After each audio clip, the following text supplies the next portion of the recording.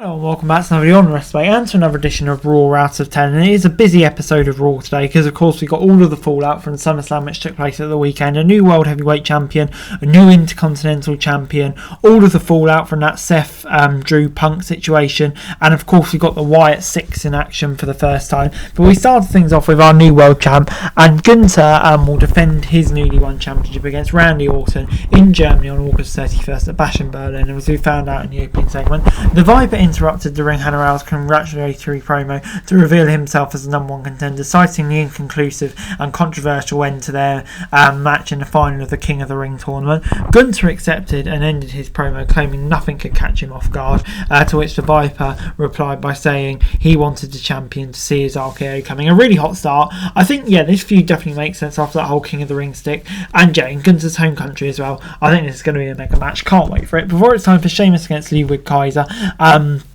rekindling their intense rivalry in Monday's opening contest, and they brawled with each other from the start. The action settled down with Kaiser in control before Sheamus mounted a comeback. They included an increasingly placed Coley submission. Pete Dunne's attempt to interfere and add to Sheamus' recent frustrations, but the Celtic Warrior shook it off, rocked Kaiser with a jumping knee and delivered the bro for the win. And this gets 7 out of 10 from me. A really hard hitting match. Good to see Kaiser back on TV, and that Sheamus Dunne feud continues. And I think all three of these men have an interesting role playing forward. So good stuff.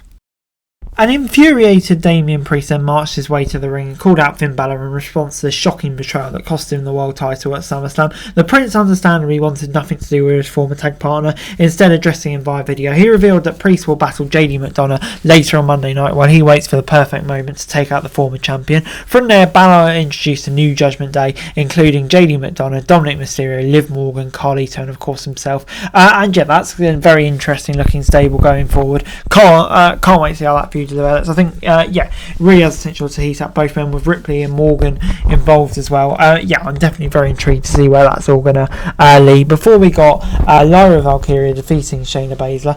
The match between Lyra and Shayna, which could and should have been a banger, ended abruptly, unfortunately, in a DQ, as that new stable Deville and Zark and jumped the former women's champ just as it seemed she was about to turn the momentum in her favour. The heels beat down Valkyria until Damage Control made a save and stood towards close the segment, building heat for a match between Deville and Dakota Kai later in the night. Kind of all set up for that. I'll give it a 6 out of 10. Would have really liked to see me given time, but I trust at some point in the near future they will do, so not going to get too down about it. But I thought it was a decent match up until that point. And of course, we've got an interesting story brewing, especially with the likes of Damage Control involved, etc., etc. CM Punk then hit the ring to a thunderous ovation, fresh off his controversial loss to Drew McIntyre at SummerSlam. Just as Punk said he wanted to fight, Seth Rollins interrupted, and the two nearly came to blows. McIntyre interrupted, cutting a predationist promo from among the fans, where he attempted to win the attention of his rivals before, of course, taunting Punk with the bracelet, and of course, using his wife and his dog to attack him. Punk took off after the Scottish Warrior, but Bronson Reed paid off his threat to Raw GM Adam Pearce for a name for himself, attacking Rollins in the ring, delivering 6 consecutive tsunamis, repeatedly driving out of the air to the former world champion. This was great stuff. That feud between Punk and McIntyre is going to continue, looking like towards a Hell in a Cell match, which I think is what we all want. And Bronson Reed, he deserves an opportunity like that, so buzzing to see him going to get that chance soon to have a match against Rollins. So on the whole, great stuff this was.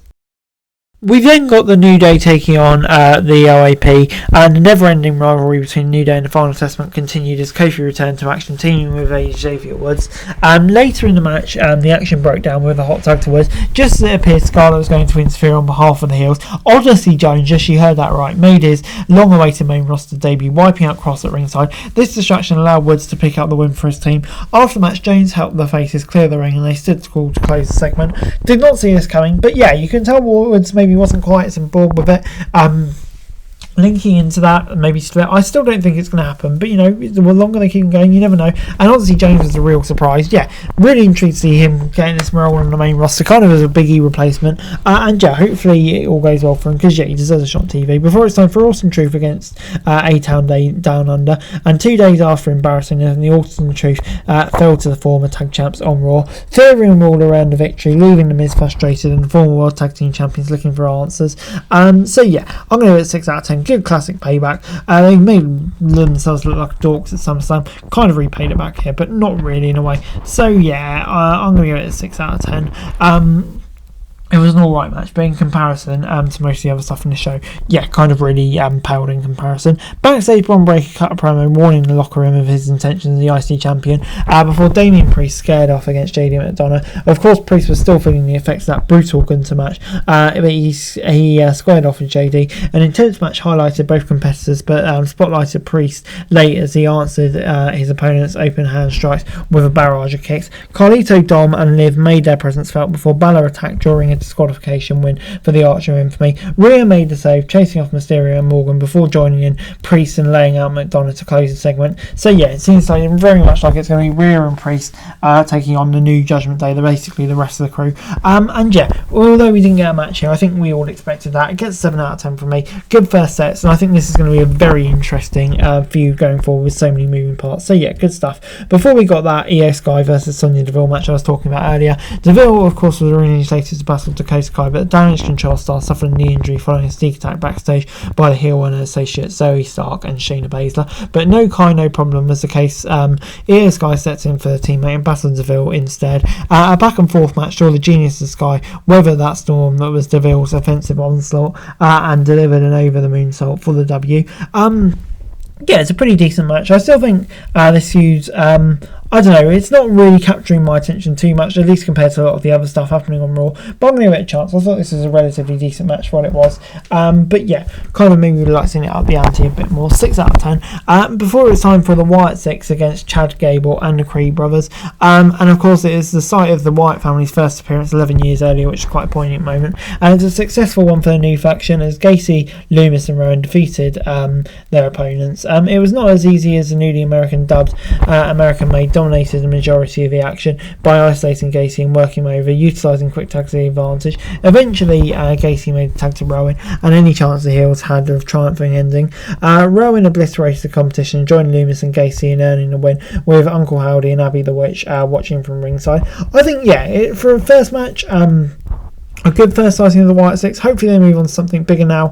I'm intrigued to see what they're going to do. There's still questions surrounding it, but I thought this was a successful debut. 7 out of 10. And overall Raw this week gets a 7 out of 10. There's a ton of pressure on creative to deliver a noteworthy show of everything that went down, and we got lots of stuff. The star making angle with Bronson Reed, Odyssey Jones, the Judgment Day split, Randy Orton, Gunter. Yeah, I thought on the whole it's an action-packed episode of Raw, and a lot of the stuff they got right, and I'm definitely very excited for the future direction of TV now with SummerSlam in the books. Hey guys, that's it for this video. Thanks very much for watching. Remember to like, share, subscribe, follow us on our socials, link in the description below for daily wrestling news, meme and content. Subscribe to our other channels on screen right now, that'd be greatly appreciated. Thanks very much for watching. Peace out.